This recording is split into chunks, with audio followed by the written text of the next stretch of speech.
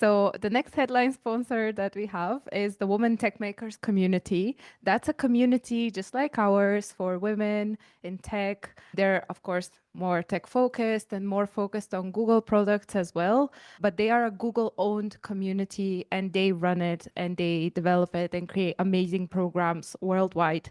So they provide visibility, community, and resources for women in technology. And actually, we got funding through them for this event because I'm an ambassador for them. I highly, highly, highly encourage you to check out the program, sign up as an ambassador, because all of you in the room are already working with Google products. So if you mentor other women, if you speak at conferences, if you create at least one digital resource of any kind, and that could be a LinkedIn post, a blog post, a video, anything at all, 4 times per year, you can become an ambassador for them, and they have amazing opportunities for attending Google events, for you to organize your own events like we're doing here, and essentially they provide a ton of support for women in tech. So highly, highly encourage you. But actually, I will leave you with someone from Google to explain what the program is about. And just, I loved, by the way, this video because it's just so me. They say, and in the thumbnail, they say they're going to explain the program in 60 seconds. And the video is actually 2.5 minutes long, which I love. I love this kind of audacity from Google. Like, yeah, sure. Yeah, it's totally 60 seconds. Please trust me on this. Let's hear it from them. Hi, everyone. I'm Caitlin from Women Tech Makers. Today, I'm here to tell you all about the Women Tech Makers membership program in 60 seconds. Google's Women Tech Makers provides community, visibility, and resources, helping to build a world where all women can thrive in tech. And our membership program is a free global offering for anyone who wants to stay connected with everything Women Tech Makers has to offer.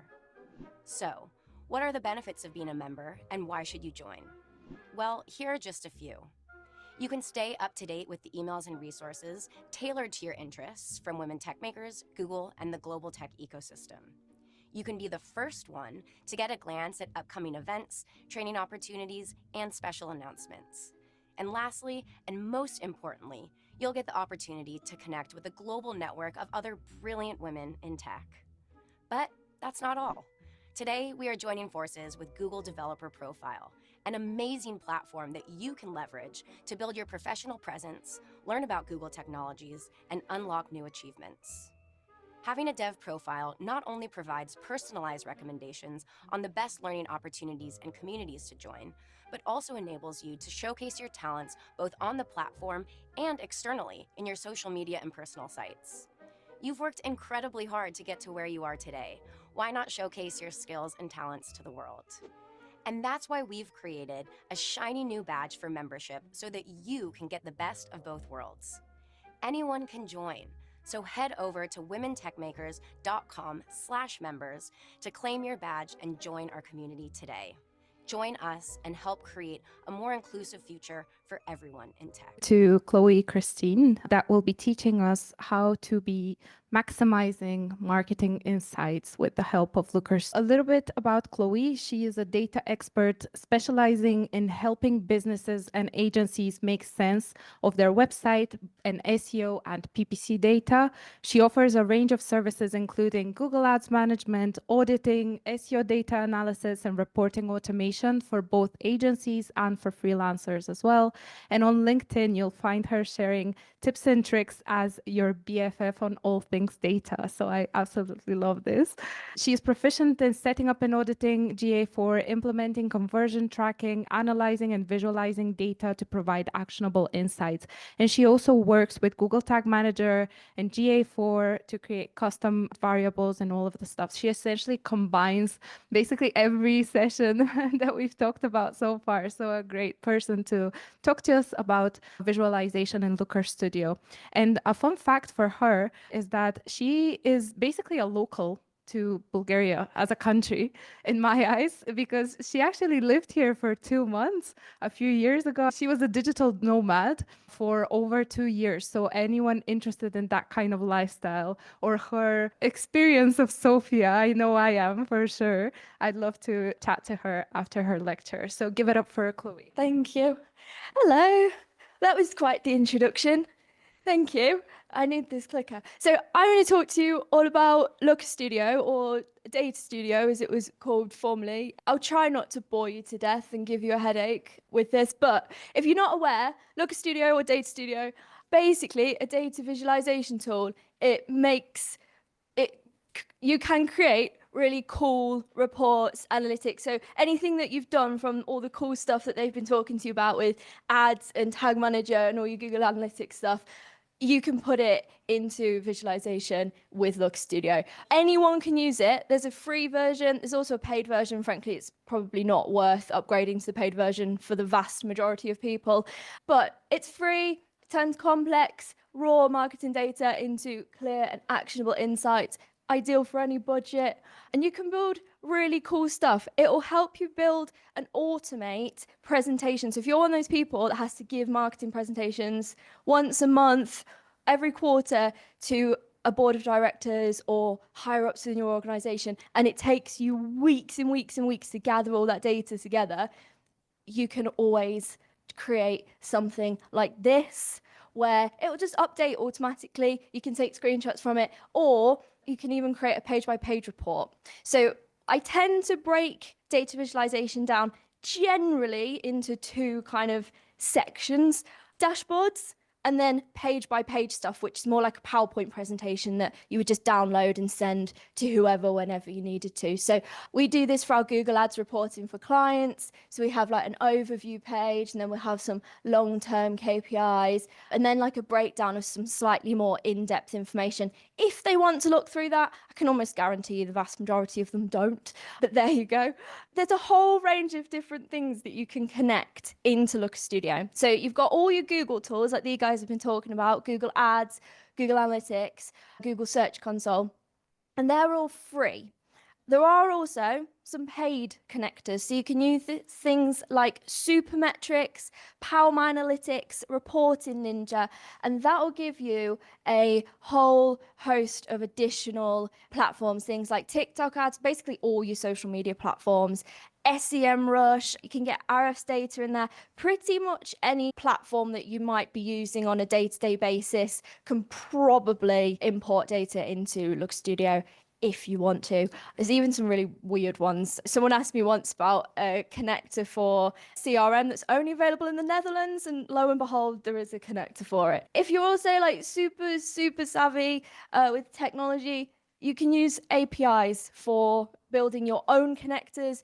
To be honest, if you don't really know what you're doing with that, I probably wouldn't recommend it. Just use one of the paid connectors. Reporting Ninja, especially if it's for social media data, super cheap, costs us like $30 a month, and you can connect like 30 accounts for every single main social media platform that you could possibly want.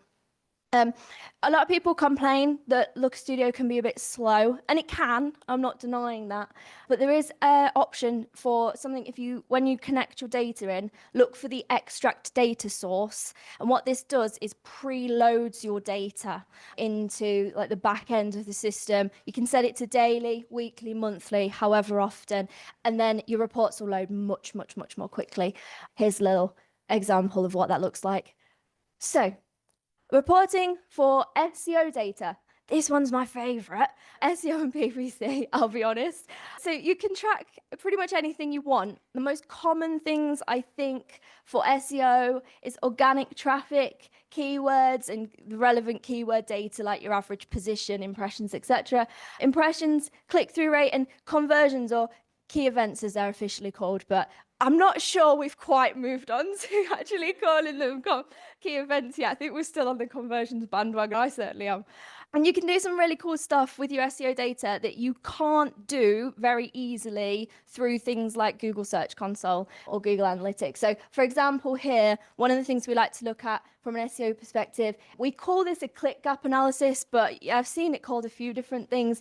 We'll look at the average position in the last 28 days versus the previous, or you could do it over 3 months versus the previous 3 months. We look at impressions. We also look at clicks, but it wouldn't fit on the thing. And we look at the difference between the last 3 months versus the previous. So we can actually see where we've got growth and where we've got decline in keyword performance. You could do the same thing for your Google Ads data if you wanted. You could create a similar sort of thing that looks at increases or decreases in clicks or conversions or click-through rate. So you can use Google Search Console for keyword data and site performance. For Google Analytics, that will give you more information from what happens actually once people have left the search engine results page and got to your website. Look Studio also will pull in more queries than what you will get out of Search Console. So if you're looking through Search Console and you're looking for all the different keywords that your website is ranked for, it will only give you the top 1,000. If you pull that data into Look Studio, it'll give you all of the ones it has available to it. And sometimes that difference can be huge. You can see where websites where we've got like 10,000 keywords that are actually coming in, but you can't view them all in Search Console. You have to view them in Look Studio. You can also track keyword performance over time. So we like to do this with heat maps because I think it's more visual. I think it's much easier, and it's certainly much easier than finding this information in Search Console. So we have the query down the side. This is from my little blog that I write about my digital nomad life, if anybody's interested. That's why these are all related to various different destinations. And we're looking at the average position and impressions by month. Again, this would extend out sort of 6 months, 12 months, however long you want to look at it for. And we can see immediately where we've got increase in impressions, declining, average positions, etc. So we know what to work on from an SEO perspective, or what's going really well from an SEO perspective as well. Another really cool thing that we can do is what I call index performance reporting. Again, I've seen this called a few different things. We can use SQL and regex to bucket our performance for our various different URLs on our website into, I put 5 categories of performing, good, fair, weak, potential, and dead. What I'm really looking for here is how much dead content is on somebody's website. How many pages have they got on their website that have not really had any impressions and have had no clicks in the last 3 months, the last 6 months? Obviously, we know this causes things like index bloat. And also, why are people pumping out more and more and more content when half the content on the website isn't doing anything? If we can highlight the content that's not doing anything, we can go back to stakeholders or whoever, marketing managers, and say, we need to start deleting some of this, or at least looking at rewriting some of it. The other thing we like to do is split branded versus non-branded. So again, we're looking at average position, impressions, clicks from branded terms versus non-branded terms. This really useful. The amount of times people say, oh, my organic clicks are increasing, my organic impressions are increasing. Yes, they are, great.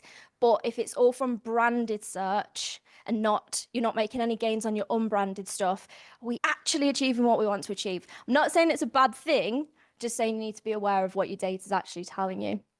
And then if you want even further insights, you can blend your Google Analytics data with your GA4 data. So you can have a list of URLs, for example. We can look at impressions, clicks, click-through rate, average position organically, and we can blend that to see organic users, organic conversions or key events, organic events, etc. from our GA4 data. You can also use functions. If you Google list of available functions in Look Studio, you're going to get a whole list of different ones. I just picked this one because it's probably most commonly used. But you can use functions to manipulate your data a little bit. My advice with that is to just go away, find the list of functions and have a play about with it. Because frankly, there are millions. Well, not literally, but there's a lot of them. We'd be here all day talking about those. So moving on to reporting on PPC data. I really like to put month-over-month and year-over-year comparisons on my reporting. I think this is really helpful, especially if you're working in things like e-commerce, where conversions are going to be up through the roof over the next few weeks as we go into this kind of gifting and holiday phase.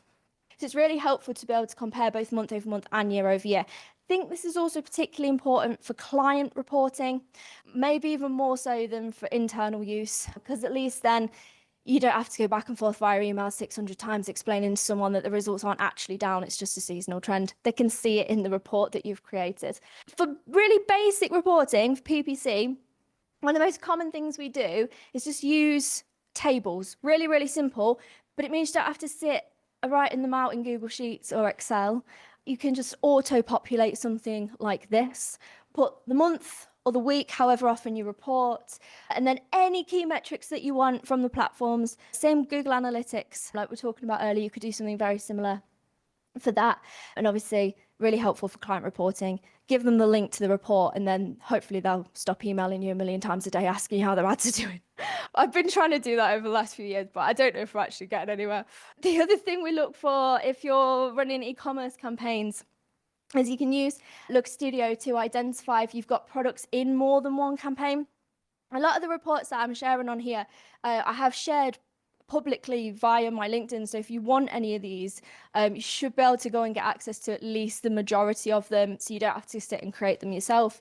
You can just get access. You can change it to display your own data. And then this will tell you how many products are in, how many campaigns one certain product is in, and then you can compare the performance. So this is especially important to make sure that you've not got product in like 4 different campaigns and it's eating budget in one of them and it's doing really well in another. Then you can take it out the one it's eating budget in.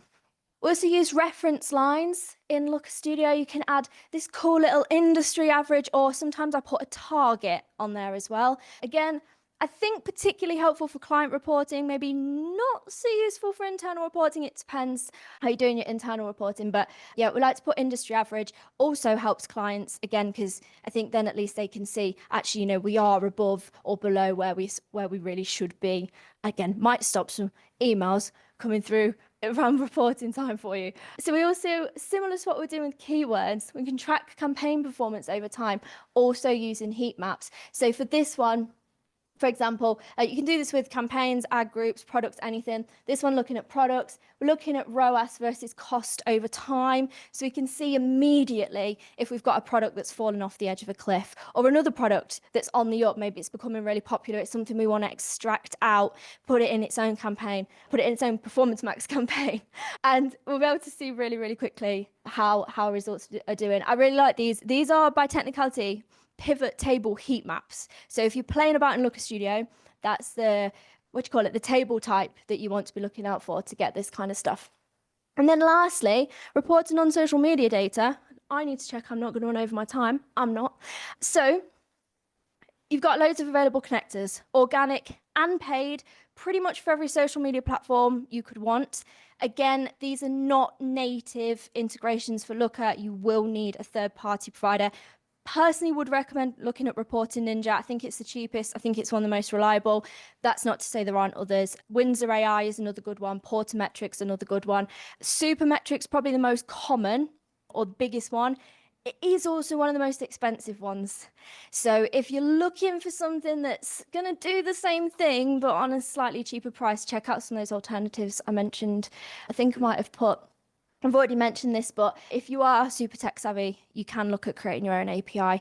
It will be costly if you don't know what you're doing, though. If you have to get a developer in to do that for you, they're probably going to charge you an arm and a leg for it, so it might not be worth it. If you can do it yourself, great, good for you.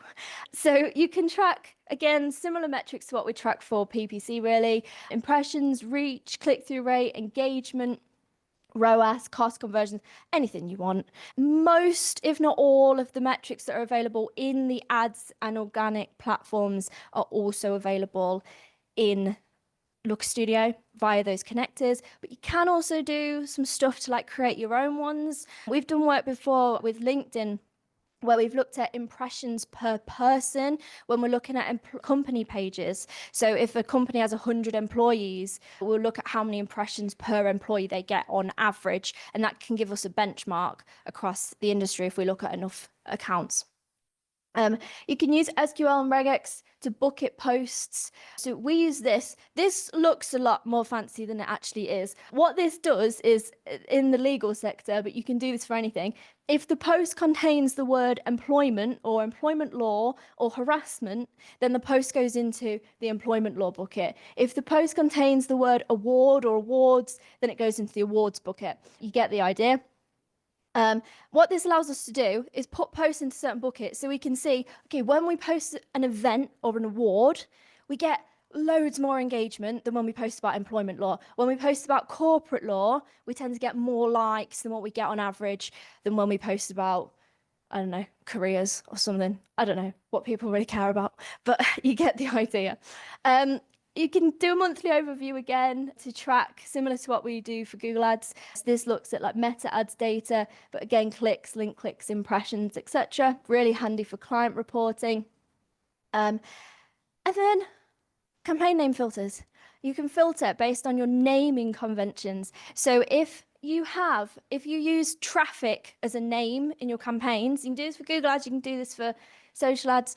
If you use engagement as a name in your campaigns, you can filter based on that. So you can view all traffic campaigns versus all engagement campaigns for a certain metric, for example.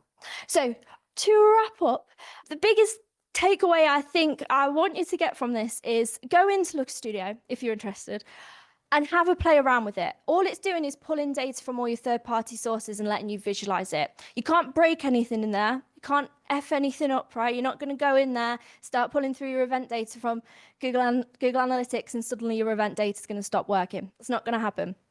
So you can literally do anything. Go in with a goal in mind. Say, okay, I want to create a report with all my KPIs on for my SEO data, for example. Go in with that in mind, have a vision of what you want it to look like, and then just try to create it. You're not going to break anything. You can also use it for other things. I don't know if my accountant is happy with me for this, but I do use it to track all my business accounts. He might hate it. He might be like, why have you not put it in QuickBooks? And I'm like, I don't know how to use QuickBooks, but I do know how to use Looker Studio. So all my business finance sit in a Looker Studio as well. Like I just said, experiment with different connectors and data sources. Set up your first dashboard and you can change and iterate it as you go. You, again, really just can't mess anything up. Just really try and build something of use and take it from there. And then you can explore more advanced features when you're ready.